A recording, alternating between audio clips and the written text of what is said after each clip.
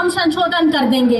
ये किताब मामूली किताब नहीं है, मैं आप लोगों को बताना चाहती हूँ। इन्होंने जो हमें अपने हक अधिकार की लड़ाई करने के लिए ये किताब लिखा है, इससे पूरा देश चलता है, इससे पूरा लोकतंत्र चलता है, इससे पूरे आप लोग चलते हैं। आज हम खुल के बोलते हैं, आज हम लोग खुल के अपनी बातों को सबके सामने में रखते हैं, खुल के चलते हैं। ये किस लिए हुआ? उस किताब की वजह से हुआ। अगर वो किताब नहीं होती, वो संविधान नहीं होता, तो आज हम यहाँ पे ये मंच पे इस तरीके से अपनी बातों को ना कह पाते, ना अपनी आप हम लोगों की बातों को यहाँ पे सुन पाते।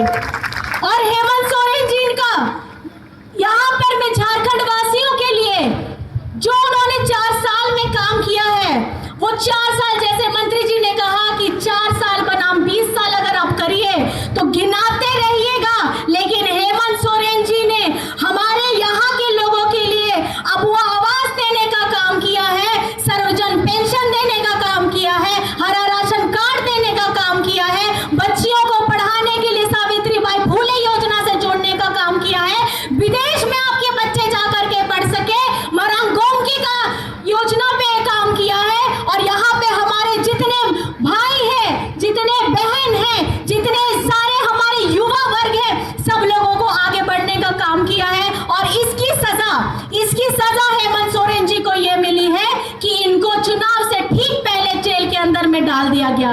इतना डर लगा आपको हेमंत सोरेन जी से?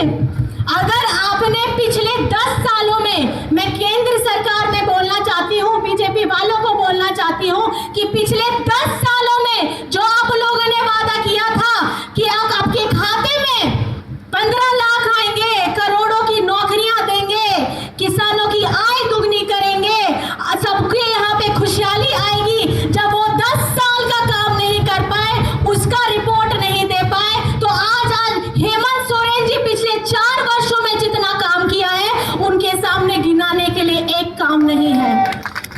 और ये सब काम हमारे अपने